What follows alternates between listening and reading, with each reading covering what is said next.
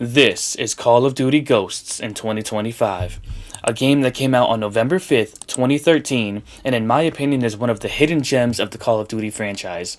Now, as you know, this game unfortunately had a super bad rap. People looked at it and said, nah, I don't think so, bro, this ain't it, because of the fact that it had just released after Black Ops 2, which is pretty much most people's favorite Call of Duty of all time, and when Call of Duty as a franchise took off with the main public opinion. I wanted to go back to Extinction and see, is this game as fun as I remember it? Is it worth playing in 2025? What are some of the differences compared to the newer game modes we've gotten in all these newer Call of Duties? And in general, let's just see if we can complete Extinction. As you know, it's a far cry from the regular round-based zombies we had from Treyarch, the beloved Black Ops 1, 2, 3, and so on and so forth Call of Duties we've gotten in the future. I wanted to see what it's like to go back to Extinction, a game that I hold highly in my own personal regard, but most people don't. So let me explain what Call of Duty Ghosts did with Extinction to kind of give you the differences between the round-based zombies that you might be used to if you've been playing Treyarch titles for a while. Basically what happens is you get deployed by helicopter into this area that's been overrun by these hives, right? These hives are basically created by the aliens, and the aliens are using them to manifest their babies so they can create more of themselves, right? So you're tasked with the fun job of taking these drills, placing them on the hives, trying to destroy them, and defending them as the aliens try to attack you and either kill you or destroy the drill that is trying to destroy their hives, right? Pretty simple. You get a money system that is shown there in the bottom right. Obviously, your ammo is also right below it. You can have different perks, right? Like there's shields. There's also ammo. You can put out a vulture or other deployable, and you can create a shield if you feel like you're taking too much damage and you need to mitigate it for a moment to regain your health. Your health is in the bottom left corner there. The challenge that's directly above that tells you whatever it is you need to do either during the drill's progress as it makes its way down that sliding bar, and completing it, you have to complete whatever the challenge is by the end, or at the end it has to be completed whatever it's asking you to be done in order to get a skill point. And you also get a skill point that anytime that you complete a hive, that can be used towards upgrading yourself to get stronger and stronger as you make your way through the level. So once we decided to put some of our skill points into the health, just to make sure I could have more health there in the bottom left corner, picking up some rapid fire attachments and the red dot sight for the weapon Vector, which is one of the best weapons in the game for multiplayer and, in my opinion, the Extinction version as well, we finally got tasked with having to destroy this hive barrier that's actually blocking our way to the second portion of the map, which there is 3 portions in total. The first one, the starting area, the second one, which is the medium difficulty area, and the final one, which would be the hardest and the most difficult portion of the Extinction gameplay. So after receiving some support from Mike from Resident Evil 4, if you guys know that reference, go ahead and give a shout out, we finally move over to the second area. And I don't know about you guys, but I'm laying prone over here trying to get kills like I'm slippery at a Diddy party. I don't know why the game wants me to do this, but hey, it is what it is. We're just going to do it. It's 2025. They didn't know about it back then, so I'll give them a pass. Anyways, collecting our skill points, we move on, we get the kills, and we keep moving our way through the second portion of the map. After hyperfixation on accuracy in this game, trying to keep all bullets above 50% for a solid 1 or 2 minutes straight of shooting my gun, which if you've ever played a first-person shooter, that is extremely hard to do no matter how skilled you are, we finally made our way to the second hive barrier, which of course we handle with zero problem at all, because not only have I beaten this 15 times, but I played it enough times to know pretty much all the tendencies, all the enemies, and how this level works. So we pretty much make our way, breezing our way through, no deaths, no issues at all, completely annihilating every enemy within our grasps, and we make our way through to the third and final area where the climax of Extinction takes place. This is also where we get introduced to the one and only Rhino, the most notorious enemy within Extinction, because he is the heaviest armored enemy within the game and just bullet sponges everything within a 10-mile radius. This guy sucks, and if you fight against a Rhino and you don't have a hypno knife, you're gonna have one hell of a time with either ammo or your health. One or the other is gonna go bye-bye. But of course, just like the pro gamer we are, no idea why I just said that, but just like the gamer that we are, we make sure that we make quick work of it and move on to the remaining hives. And after completing more interesting tasks like meleeing a scorpion for no reason other than what this game wants us to do, we take all of remaining skill points that we've earned to this point, finally fully upgrade our health so we have the maximum health and the most melee damage we possibly can, and we move on to the final hive before we get to our final stand.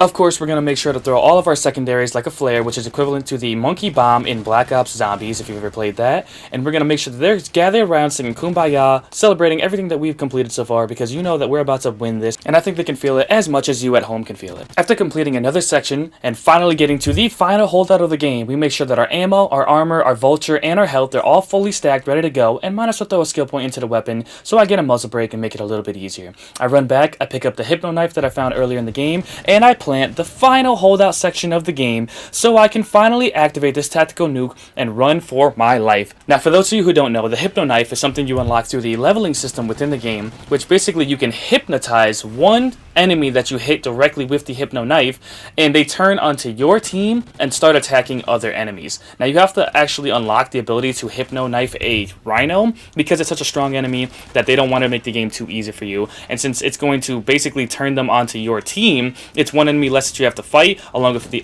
never-ending horde of other enemies that are swarming your position. So, once you get all that unlocked and you're able to do that, it's really nice, really easy, and really comfy because they throw a rhino in there on the final holdout section, and that guy usually smashes your health, but you got scorpions lined up on that crater above, and they're blasting you over and over, and you're getting attacked by seekers, which are the little explosive guys running at you full speed, and you got little regular minions running at you, just dodging left, right, and crawling in a creepy manner all over the place. It's really hard to hold out against all of them with the rhino, but with the rhino on your team, it's way easier to hold out on. He's over there slamming, doing his thing, helping you out, destroying enemies at a range, and you're over here holding out by the drill, making sure that everything goes according to plan. But of course, all good things must come to an end, and of course the rhino dies, and the trail finally finishes its progress, and we finally destroy the final hive. At this point, it's time to activate the tactical nuke, and we get our 4 minutes to run back to the beginning of the map and extract ourselves in the same place that we deployed. Now, hey, we get 4 minutes, it's not so bad, right? Well, here's the thing. Not only do enemies spawn at a crazy rate, now it's going to be like 20 times the amount of enemies we had prior. There's going to be rhinos all over the place, and on top of that, the places where we had the hive barriers that we had to wait for the helicopter to destroy are now going to be stopped by the Seeker mothership, and you're going to have to hold out while all these enemies swarm you, including multiple rhinos, scorpions, and regular enemies. So, rather than doing that, what I do instead is I like to run around the map using the terrain, the stairs, and everything else in between to my advantage to try to hold out as long as I can. Once I'm able to do that for a solid minute or so, then I finally make my way to the mothership, which by that point, the timer should have passed and I'm allowed to pass. Now, the crazy thing is, I've actually died during this part. Imagine you play for an hour straight, and you're thinking, I'm finally going to extract, all I gotta do is make it to the end, I'm out of here, let's go. And then you come across a secret mothership blocking your path where the previous barrier hive was, and you die because you have multiple rhinos, multiple scorpions, and multiple minions rushing your position, swarming you, and there's nothing you can do except for take the damage, bend over, and say thank you, Diddy. Right? Nobody wants to do that. So, always make sure that you find a elaborate path throughout the map so that way you can waste as much time as possible, get to that barrier point, and then it finally disappears, not at the point that you're sitting there trying to hold out, waiting for it, praying for it to go away, and of course, you're going to sit there and die because you got multiple rhinos doing half your health with each slam.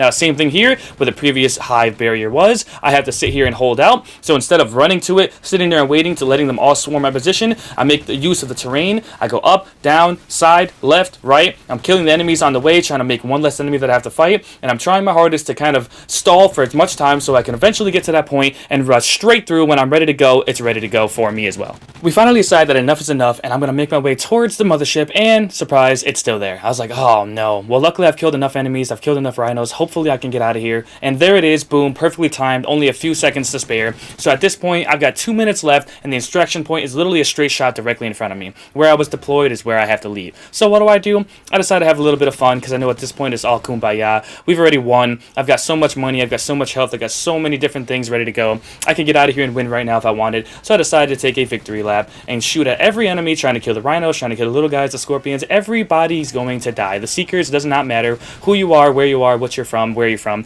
you're gonna die. So I decided to do that over and over. I spend a full 2 minutes blasting and killing every single enemy into the final 10 seconds. And at that point, you know, we extract out of there and we get to watch the nuclear bomb go off in the distance that we had set off, and we escape unharmed and completely untouched. Man, that was a lot of fun. I enjoyed Call of Duty Ghost Extinction so freaking much. I hope that you guys enjoyed watching it. And honestly, this game is a hidden gem in my opinion. If you guys never played it, you guys should try it. I mean, it's probably cheap or like super cheap. You could probably buy it at your local GameStop for like less than $10. It's probably like a single digit at this point, especially if you get it pre-used. So anyways, long story short, what I'm getting at is this game is awesome. A few differences that we noticed, obviously, is that the round-based is never ending. It's based off of whenever you quit or die, whereas this one you can actually end. And they did that similar with the Modern Warfare 3. The most recent Modern Warfare 3 zombies, there's also an hour timer. So they did the same thing, open world, timer, and you either have to extract or you die. And that's it, right? You extract or you die, whereas in Never Ending Zombies, there's like no end to it until you die or quit. So that's the one difference. Otherwise, I think this game was completely unique, super innovative, and I loved every second of it. I wish they would bring back an Extinction 2 or a Ghost 2 with an Extinction 2, something along those lines, because I know I'm biased, but man, it was so much fun. With that being said, guys, thank you so much for tuning in. Let me know how you enjoyed the Call of Duty experience, and if you want more of it, obviously. Leave a like, comment, subscribe, and I will catch you guys in the next one. Thank you so much for tuning in, and I guess that's Call of Duty Ghosts in 2025. Really not that bad in my opinion. I'll catch you in the next one. Godman out.